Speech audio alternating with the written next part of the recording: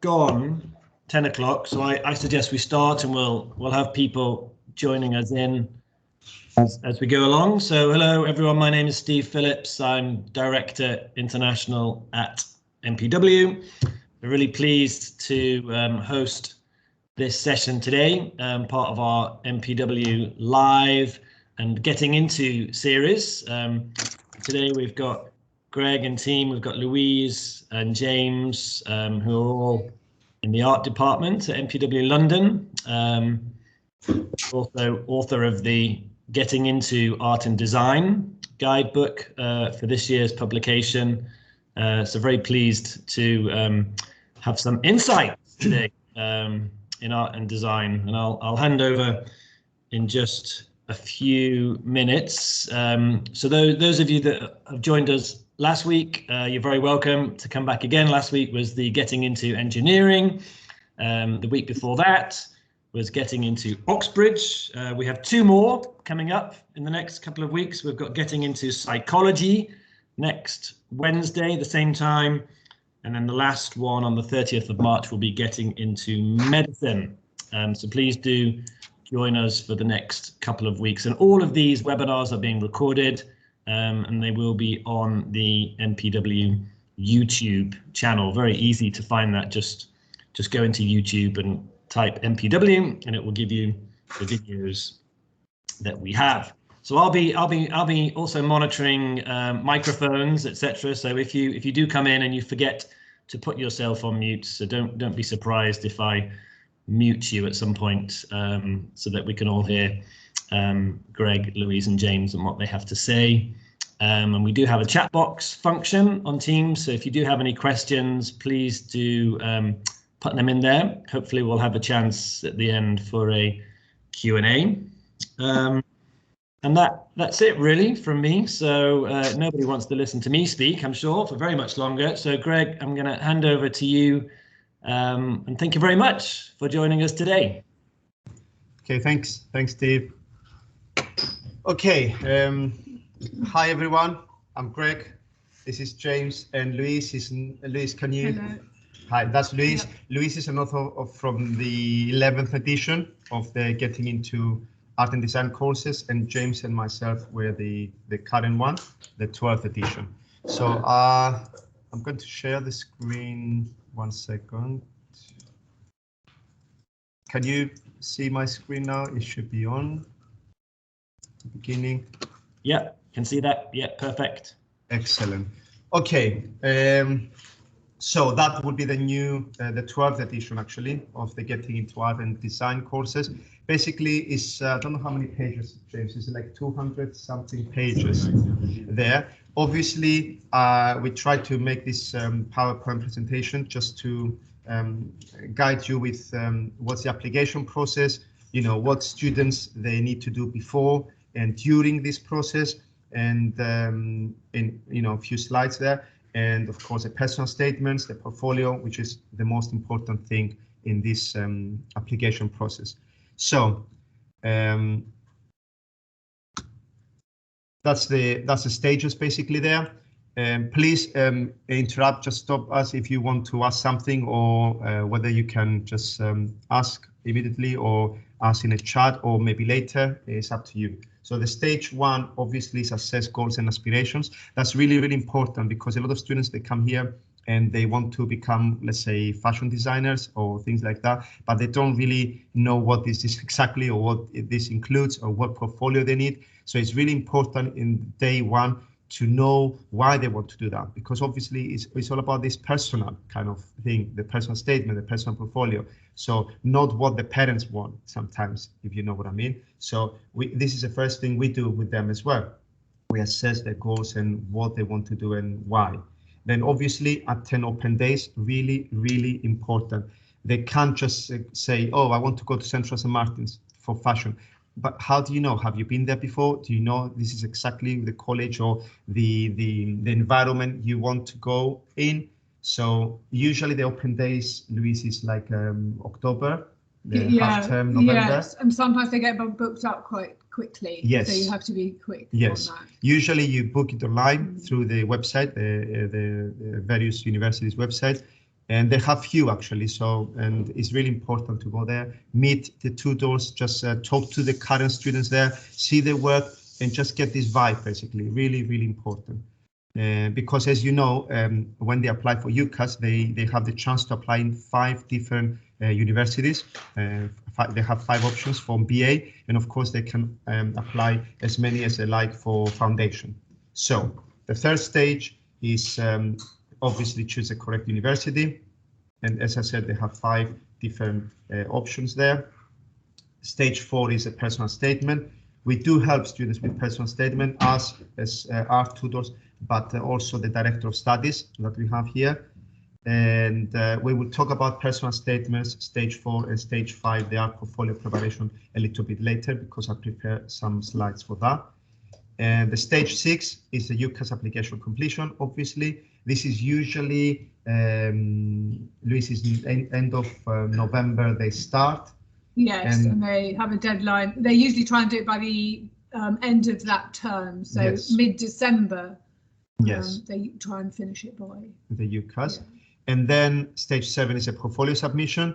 Of course, as I said before, is the most important part, because personal statement is okay, it's important, but they want to see how talented and how passionate that you are about that specific course you want to do, and why they would choose you and not someone else. So of course we have portfolio sessions here, and we have dedicated courses for that to help students with this, and I will go through this a little bit later.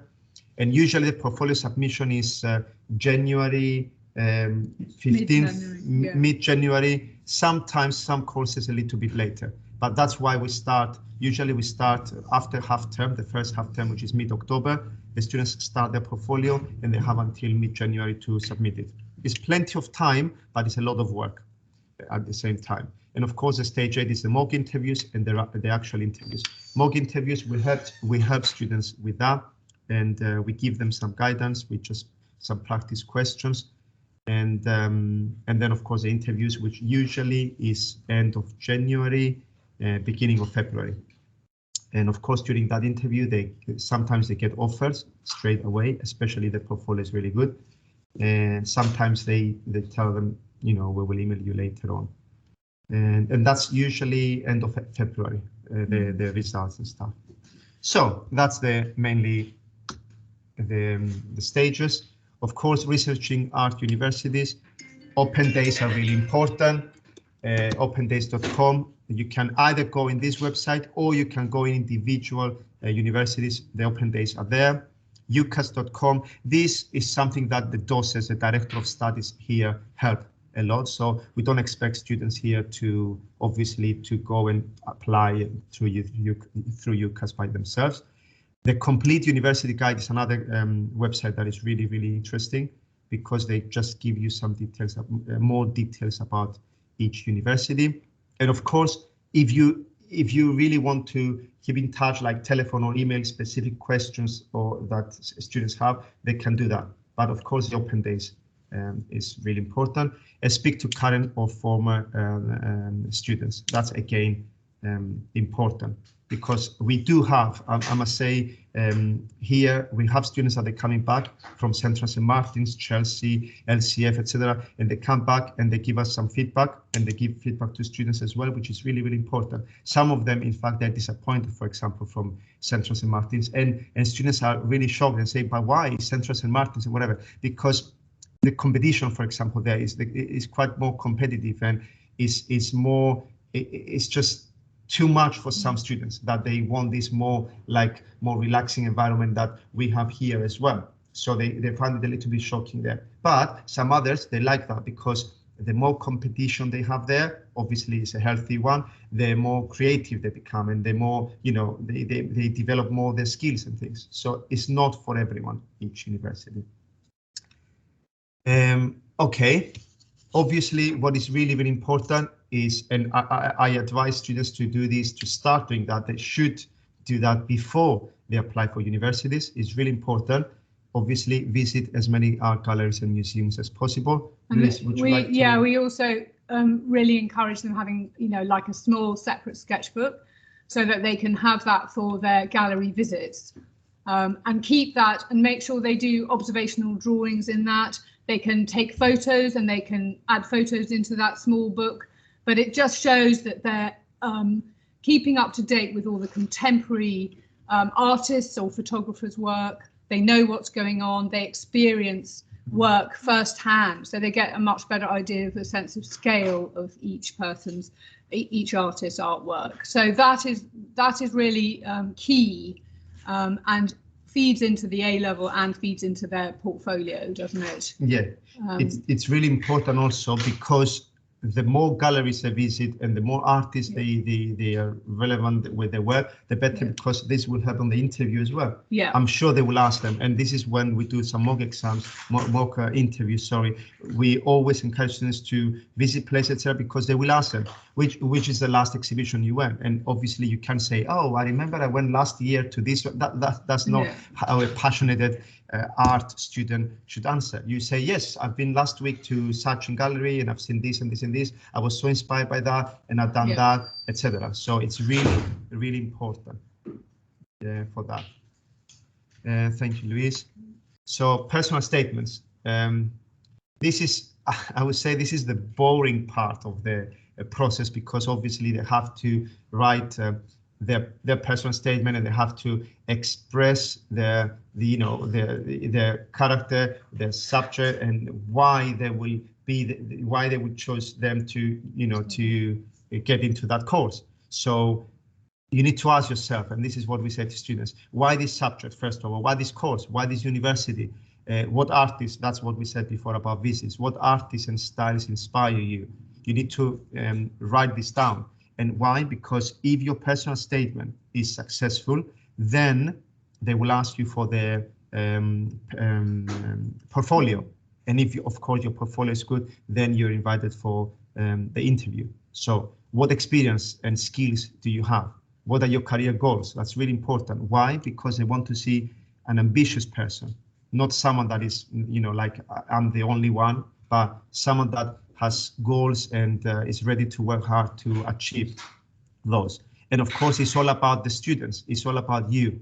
And it's all about the sort of current place that the students are actually in within themselves. It's not sort of referring back to how they've always wanted to do art from a child. It's what's interesting them at the moment and what's perhaps they've been really inspired by. Yeah. When we correct, obviously, when we give feedback to personal statements, most of the time, and Luis said it already, the students start with, since I was a child and blah, blah, blah. But it's not about that, because obviously everyone says that. And obviously you've been drawing since a younger age because that's your passion. But they want to know, as it says on the slide there, relevant and current. They want to know where you are now and where you want to go, and why they give you the opportunity, not because you were you got some awards when you were 12 years old and whatever. That you can somehow say that, but don't focus on that. The most important is where you are at the moment. Extracurricular activities, really, really important. You can't say, oh, I love painting and drawing only, because if you think about that, everyone that applies there, they like drawing and painting or fashion, etc., depending on the course. They want to see what other things you do than the A-level, than the college you do here. Yeah. Practice makes perfect. Of course, you may need to write a few drafts before you're happy. So we advise students to go and write a draft, come back, show it to us and the director of studies. And if we find it interesting as readers, then most probably, the universities there, they will find it interesting as well. You can even ask your family members or friends to read it, and they will tell you their honest opinion as well. And of course, it's really important. This is something that students always forget to do. It's nice to connect your statement to your portfolio, because obviously it will make your personal statement more interesting and more personal if it's your portfolio there somehow. And it makes it current, obviously. Yes, exactly, so because that's what you do. And then it will make them, oh, okay, that's interesting. Let me invite the students to send me his portfolio, his or her portfolio, to find out what else the student has to show. Yeah. So that's obviously really, really important, the portfolio preparation. So as I said before, This is what we're doing here. We parallel to A-level. We help students, and we have courses and sessions with portfolio. Applying to university is an exciting step, or a next step, and portfolio is an important part of this process, of course. Portfolio preparation courses will help you take your skills to the next level, obviously. A portfolio is a collection of work that showcases student skills, personality, and creative potential. The next slide says a little bit more about this with some images. It should narrate their story from what they've learned and created so far. So it's really important, this story. They don't want to see just nice portraits, because that sometimes doesn't say a story. They want to know more about the student and the applicant through this portfolio. So with initial sketches, contextual references, and finished pieces. So they want to see finished pieces, but they also want to see process work and development. And I will show you some slides. And that's probably, really in a way, the most important part of it, isn't it? Yes. Because they can see how the student's thinking and the potential for their development through that aspect of it. So we had a session that was in January. We invited, because we invite people from UL, tutors from UL, to come here 3 times per year to do some portfolio sessions and some guidance to our students. And the last one said to the last tutor, she came here, she said that we don't really want to see a photo album like the best pictures of your final pieces. We're more interested to see more like the process and the mistakes, even, maybe, which we wouldn't. It's not a mistake actually. It's more like exploring and experimenting with to go towards the final piece. So they're more excited to see this. Yeah. So that's really important. Tips for the portfolio, and that's exactly what we advise the students as well. Show the range, include pieces that show their ability to work, not just dresses, for example. If you apply for fashion, they want to see the exploration of trying to find different materials and techniques to make a dress. And the influences, perhaps, and like, you know, if you've been to exhibitions, you'd go and see, you might go to the Science Museum or the Natural History Museum and get, you know, influence from, or architecture, or something more unexpected. Building a story again with an impactful beginning and end will ensure they leave a lasting impression. Explain their vision. That's really, really important. We're not here just to draw and paint. There is also an inspiration and vision behind that. And this is how they work there in university. So we need to show that we're mature enough to follow their guidance later on. Include labels to guide through their creative process and vision. Of course, it's really important to have some annotations there to help them understand what is your idea and theme, maybe. Their personality, individuality, really, really important. Individuality. You can't just go there and say, oh, I'm inspired by Vincent van Gogh's self-portraits and I've done my own self-portraits. Even if you the best in copying Van Gogh's or whatever, that's not kind of individual. Anyone can do that in a way, and they want to see more than that. Passion, really, really important. That's what they want to see. It's not just talent, it's passion also. The most powerful tools. Pathway choices are considered during the admissions process, of course. So universities therefore advise applicants to describe any specific interests they have in their personal statements, taking into account descriptions of the program pathways they offer. Sometimes when the students go for interview, they make, for example, they may apply for fashion. And in fact, Rasul, that happened to him yesterday. He applied for graphics. Do you know, Luis? No, I haven't. He applied for graphics, and yesterday he had his interview, and they told him that through his portfolio, they've seen more illustration.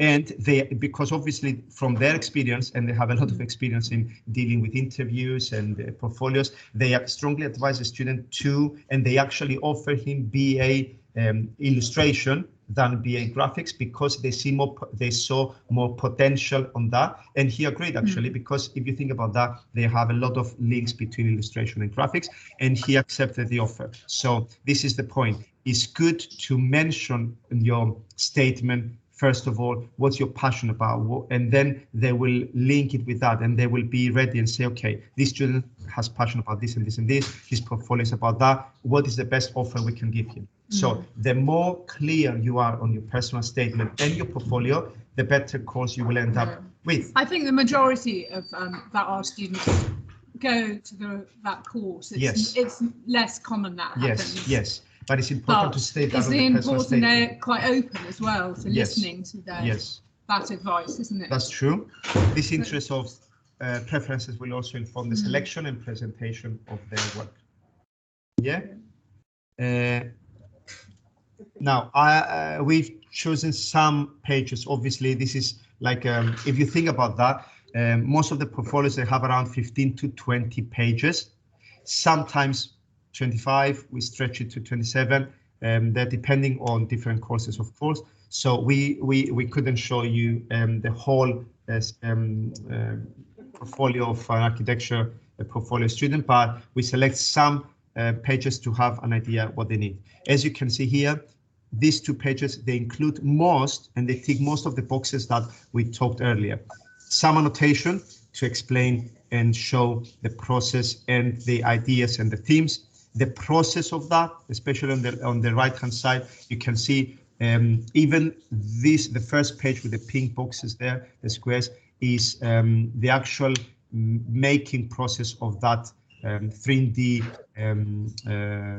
installation and sculpture that the student done, and of course how this will look if they built it into the space basically there. So, and with little explanations there, even with the camera, where the camera will go, etc. So all these together, they complement each other, those 2 pages, and it makes more sense, and the examiners and the university will understand what's your project about. So those are from the same architecture portfolio, and again, it's about space and showing step by step how to go to the final piece, which is the red background images there. So of course, no need to say if you're going to apply for architecture, you have to show these steps and you have to show some 3D modeling there. And we do help students with that. But before you show the last kind of outcome and kind of the 3D model, you have to literally show this process there. Really, really important. And of course, with 1 paragraph explaining that. So let me know if I go quite fast, but of course, I'm sure Steve will arrange to have access to this PowerPoint presentation if you would like to. So this is 2 more pages from another student. Again, you can see that one of the outcomes the student has is this one here. So that's potential sculpture in a park, like let's say Hyde Park there. But of course, and he actually made that out of cart and balsa wood. But you can see the initial sketches, the initial ideas, how I'm going to combine these lines, horizontal and vertical, what colors even I'm going to use. And you can see he tested all these different complementary colors, and then you can see that he went for the red and blue for some reason. And then of course, these are the different arrangements of these lines before he decides to put them exactly like that. So this page, if you think about that, the student ticks all the boxes there, and it's considered a quite successful page. And of course, from the same student, this student is 3rd year. He applied for BA Architecture and he got the offer for Architectural Association, AA, and he's 3rd year now. So this is another model that he made, and of course a process with more details there you can see, and of course another one here. So we don't show just the final outcome because it's probably more important the process to go there, as we said before, especially in architecture portfolios. This is a really, really successful BA Fashion portfolio page. The student is Karen. She's studying with us A-level, and she got an offer for Parsons in New York, which is really, really a competitive course in Parsons, New York Fashion, and she got an offer there. She's still waiting for an offer from Central St. Martin's. And then again, you can see this is the final outcome, and it is fashion, but then you can see that she started with some exploration of different kinds of making the sleeves, how, the way she's going to present it. And of course, when she decides, she goes into more details what colors she will use, some explanation, what materials needed. And of course, these are small samples, like 20 centimeters samples of the fabric before she starts making it. This is what they do in A-level, by the way, but this is part of her portfolio as well. And of course, some images of the process, how to make this resin piece that she put on, and then, which is clearly here, and then how she made that. This is a fine art BA portfolio of a successful student, Fine Arts Central St. Martin's. Of course, if students have talent, we have to show that, and you can see how talented this student is in charcoal, graphite, and ink drawing. We have to show that sometimes, but at the same time, we have to show the process as well. We need to remember that. And some pages are more enlarged to focus on some details with some annotation. This is a BA Textiles portfolio, again, in LCF, and you can see that there's a title here, the Big Bang, and of course the process, a little explanation here, and the process of how to explore this textiles course. The same page, obviously, the black hole with a little explanation there. You can see that out of the 20 pages the student had, we selected 4, and you can imagine how the rest are, but you can see the link between each other because it's really important. You can't suddenly have this page here and suddenly you have a multicolor that shows something else. You could, but it has to show the process and a logical process kind of thing, of course. And of course, textiles is all about experimenting with textures and materials, and you can see that here, especially on this page. BA Graphic Communication portfolio. Maybe Luis, would you like? Luis is teaching graphic communication as well, so maybe Luis would like to talk about that. So this was, this is showing various sort of influences, and this student has actually put the work of Warhol in there just to show that kind of link, which is fine. But you can see from that kind of influence that she's really taken it into her own imaginative way. It's not just simply a copy, she's developed it into a series of images that also have other influences from different designers as well. So this shows quite a lot of experimental Photoshop and sketches which have been scanned in as well. You can see on the last page she's combining her drawing skills, so we do very much like doing that as well as Photoshop techniques for graphics, so they have that combination. And then she's included her contact sheet photography that she's referenced as well. So that's just a selection. But you can see, I think, quite a wide variety of techniques, so she's ticking those boxes for that as well, but crucially making it sort of personal. And her own vision. And that's really important because you can see even the images that she used here, the photographs here. This is her friends walking in South Ken station, and of course that's her. So you can see that she's using her own personal images, because you can't just use Andy Warhol stuff, because they know better who's Andy Warhol than the students. So it's not about the Andy Warhol or any other artist's inspiration, it's about their own work. They want to see potential of the student, basically, and that, whether it's graphics or fashion or architecture or any course, that's really important. This one here, for example, is a final piece, which is important, but then you can see the process to go there. That's what it's about. Thanks, Luis. BA Animation, a quite tough, I would say, course, because it's quite competitive, and students obviously they need to show their skills in drawing and using software as well. And I think it combines graphic communication as well there. And of course, again, you can see this is a final outcome. This is a character that a student created. This is a student that is doing BA animation now in UAL. And then you can see the beginning of that, the draft, and how it turned into this. And of course, even more figurative drawings here, her own one to go into this direction there. So this is a Chinese student that I think is second year or first now in university in BA animation. So 3D design ceramics portfolio. Obviously, you can see it's all about 3D here, but again, it's about the inspiration and how she developed the skills to go and build her own work. Spatial things here into space, and of course that is kind of a process of to build her own 3D ceramic pieces there.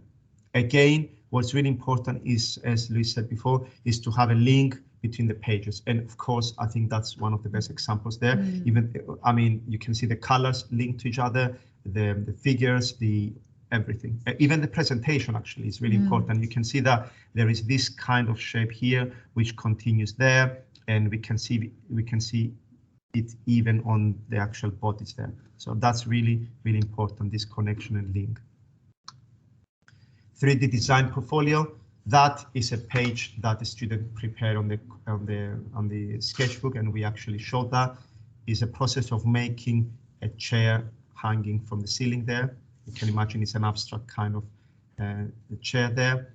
And of course, this is another page of how the student built it actually with plaster and with wire to make this kind of lizard crocodile thing. And of course, we actually put it outside in the pavement outside next to the tree, just to also show the scale is really important. And the different possible environments of how you might place. Exactly. It could be, I mean, if you do that with textiles, we could do with any aspect actually, or ceramics, wouldn't you? You could change the scale, the sense of scale by doing that. They really like the idea of seeing how these will work in the natural environment, or not just in a studio.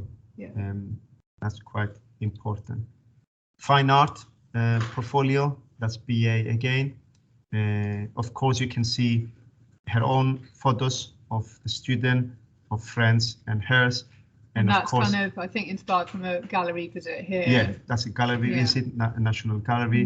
And then you can see all this really messy, but really interesting kind of bodies, position, and different materials there. It's exploration. Remember, these are 2 pages, as you can see from her sketchbook, and that we put it together, we combine it together to create this interesting portfolio page, and of course references from her own photos as well.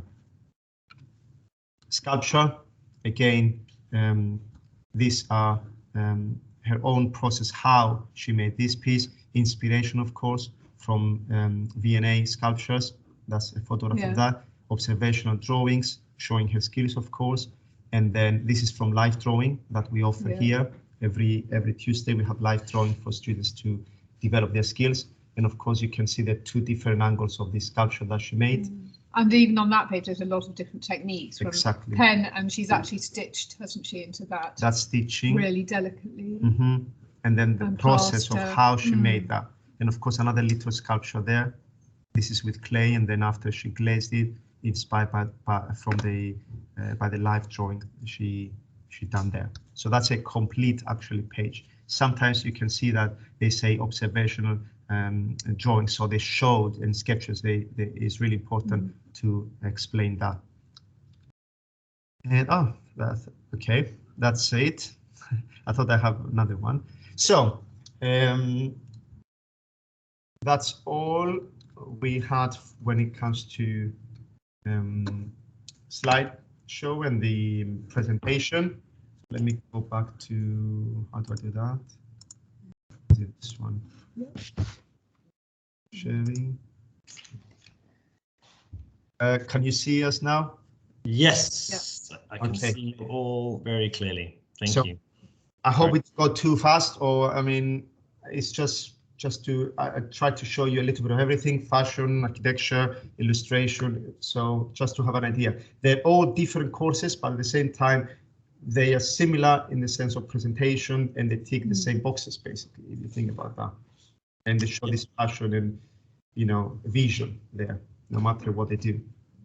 No, it's really good, very, very useful, very insightful to see some examples as well of portfolios. So thank you for that. There might be some questions coming through. So for those that are on the webinar, if you do have any questions for Greg, Louise or James, please do ask. Oh, here's a question already from from Jacoba. Can a pupil gain admission to study architecture at university without maths and physics? Okay, yes and no. The majority of universities, they want maths, but not all of them.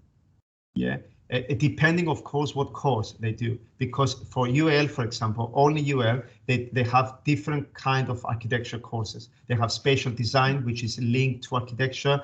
They have, I think, if I'm not wrong, they have 3 or 4 different courses related to architecture as well, which we mentioned this in the Getting into Art book as well. But there are universities that they don't actually need that. Having said that, all of them, they need obviously 3 A-levels, and 1 has to be academic subject. You cannot go with 3 art subjects, 3 art A-levels. 1 has to be academic. Now, obviously, to play it more safe, and again, if you're aiming for top architecture universities, then it's good to have maths or physics, especially maths. But it's not I wouldn't say that you cannot go to an architecture course without maths, if that helps.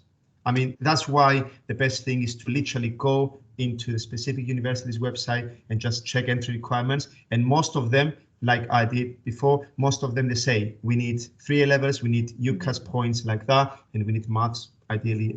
I think the type of architecture courses are probably the ones that are on the more creative, yes, rather than the traditional architecture courses that you could get in without the maths or physics. Yes, yes.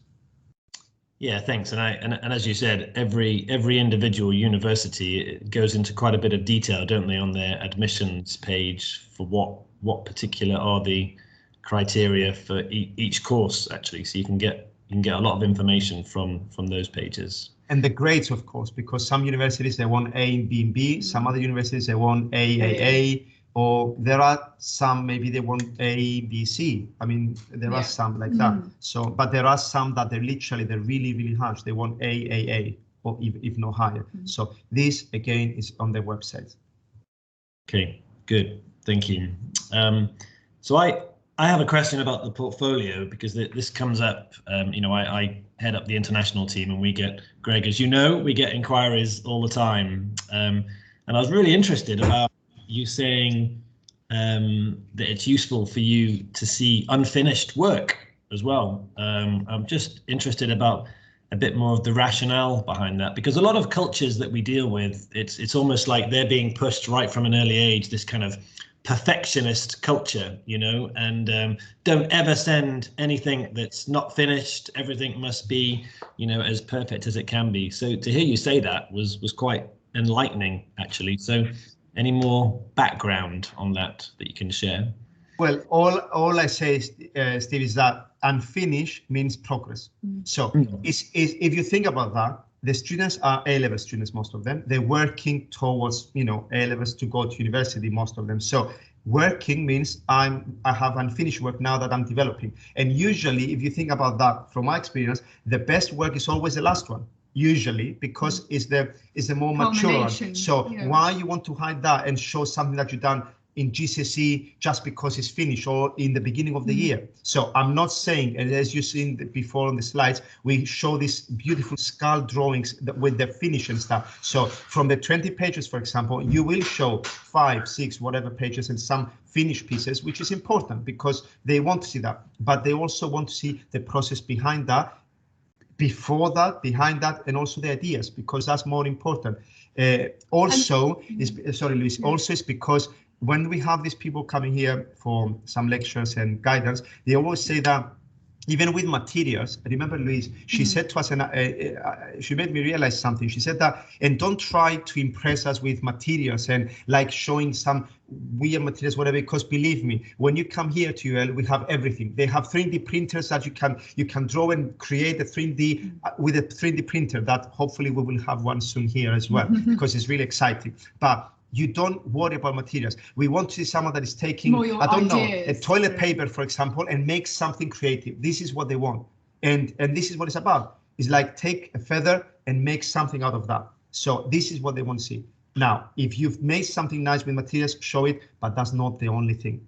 So It's more about process, not perfection. And also really, like, I mean, a 5-minute fluent, quick drawing can be as successful as a piece of work they've spent hours on. But you couldn't probably do the quick drawing unless you've done a slower piece of work. So it's getting that kind of balance and also changing a little bit about preconceived ideas about finished pieces of work. And quite often students will think something's not finished at all, but it can actually be very successful as it is. So it's having that discussion, isn't it, really, about that as well. Okay, no, that's really good and useful, I think, for those on the call and for me and my team as well, when we are counselling students in the early stage of the application, to be able to advise that you know, it would be good to send some things that you're working on at the moment, actually your latest piece. So that's very good to hear. There's a question coming in from Tiffany, which is, if the applicant has some exhibition experiences, is that better placed in a CV or a personal statement? Where would you recommend they showcase or highlight this? Well, we're talking about personal statement and portfolio now, because obviously the CV is the personal statement.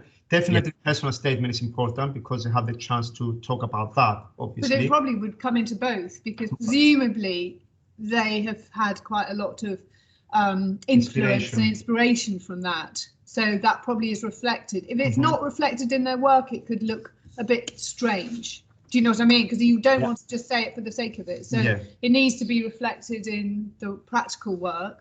So you could have, that would come in there a bit, wouldn't it? In visual evidence. And then, you know, it might be a key piece of work they've seen at a couple of exhibitions that they could put into the personal statement. But that's why if you go back to the slideshow, you can see that when we were talking about personal statement, the last bullet point there, I said connect your statement to your portfolio is really, really important. So obviously, as Luis said, it's a connection. So you can't write a lot like in a form of annotations in your portfolio, because the portfolio is more visual, but you will have the chance to write more in your personal statement about your influence and inspiration. But you have to show this influence and inspiration in that you state in your personal statement through your work in your portfolio. So I guess it's linked and connected to that. And say probably why? Because they will probably ask you in the interview. They will ask you about so be prepared to back up things that you. And that's why they have to be honest, because that will show in the interview if you lie or something like that. They'll see through that, won't they? I'm sure they're very experienced at that kind of thing. Good. Okay, so there's another question from Natalia. Hi, Natalia. Hope you are well. Is it an advantage including more than one project in your portfolio? Well, depending on what you're applying for. If it's for foundation, yes. And I always say that the reason you apply for foundation is because you're not 100% sure what you want to do from BA. So it's good to show more ideas and more themes, because more themes means more exploration. And I mean, you show more skills. You have to be quite open for a foundation application, because you might end up going into some aspect that you might not have thought about. So you might end up doing 3D, for example, when actually you thought maybe you'll be doing fine art. So you want to show that a broader spectrum as well. Yeah, because if you get an offer for foundation, after all, you're going to be ready to do a little bit of everything, especially in the beginning or the first term, etc. So, but if you're applying for BA, and this is a big mistake that a lot of students do, when you apply for BA fashion, your portfolio has to be 100% related to that.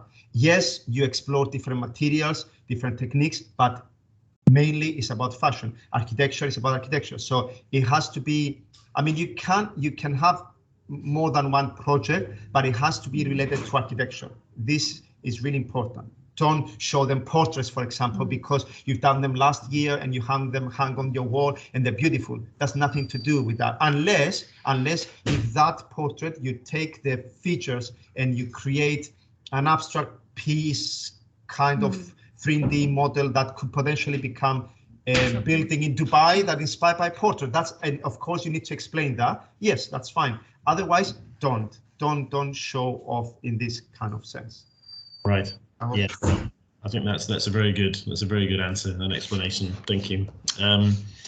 So I've got one more question. This could be our last one. Let's see if any more come through. And this is the big question, if you like, because I know that we're working very closely with UAL now in a new partnership as delivery centre, and applicants are maybe fed information from their own schools overseas or from advisors or counsellors, which just doesn't match what the reality is. So they might be sending through a portfolio to you that they just think is going to be accepted and yes, fast tracked onto MPW and then UAL.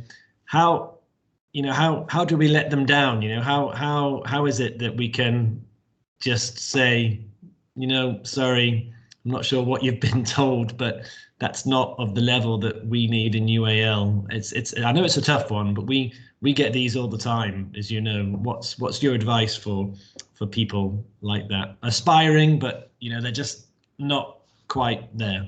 Okay, I think the answer is quite simple. First of all, a lot of this, I get 2, 3, maybe 4 emails and portfolios every week, the last 4 weeks actually, from applicants that they want to do UL Foundation, which they're more than welcome, and I enjoy, as you know that anyway, yeah. I'm going through portfolios, but I like their ideas, but sometimes students need to go back and check the stage 1. They need to assess their goals first of all. If they want, and the majority, as you know, they want to go to Central St. Martin's. It's like there's no other place in the whole world. Yes.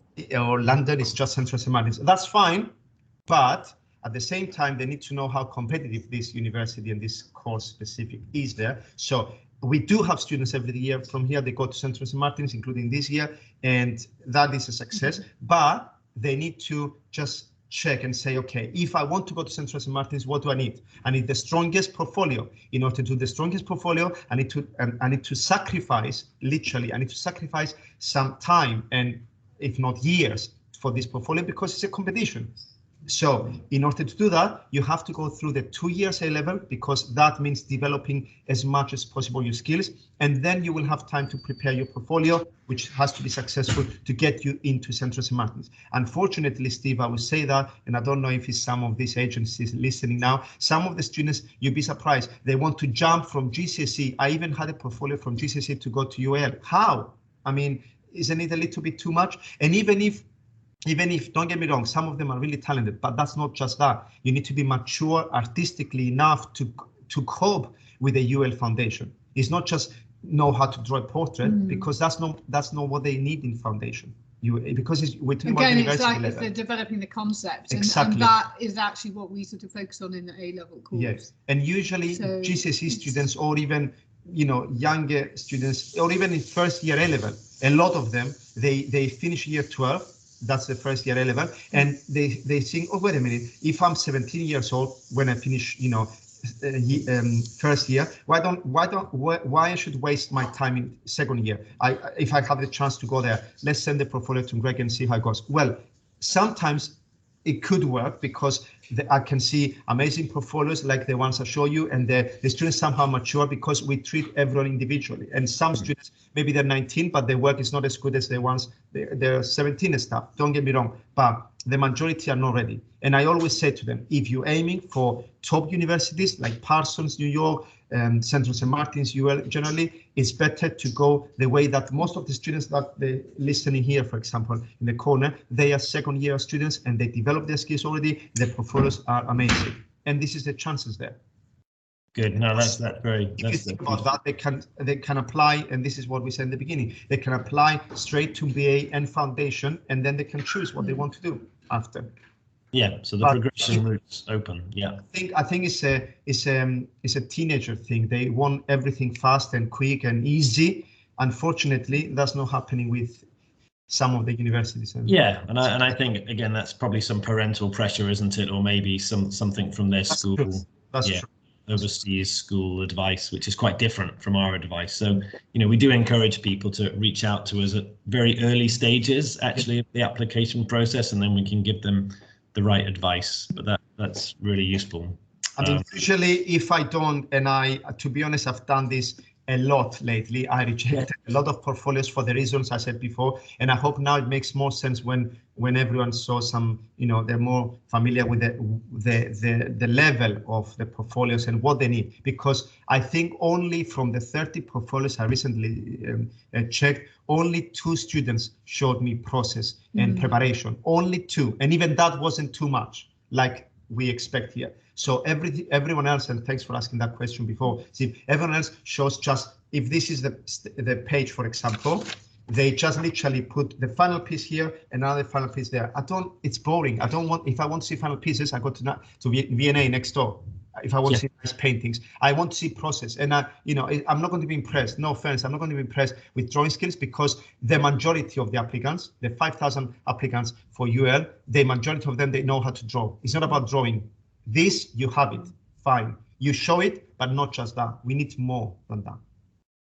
So I reject a lot, but what I advise also students is maybe they can just try to finish their A-level and develop more their skills. And I mean, like we have here, some students, they come here and we do portfolio preparation course, which that is 2 A-levels or 3 plus a portfolio. So they have 5 hours, dedicated hours that we prepare for portfolio. And this is what we do. And we advise them on that. Again, depending on what aims and what goals the students have there. Okay, no, that's really good. Yeah, thank you. I think that's it. I think we've got to the end. Thank you very much for the presentation, for your time. I'm sure that you've got students behind you all waiting to be assisted. So I really appreciate your time this morning, all of you, Greg, Louise and James.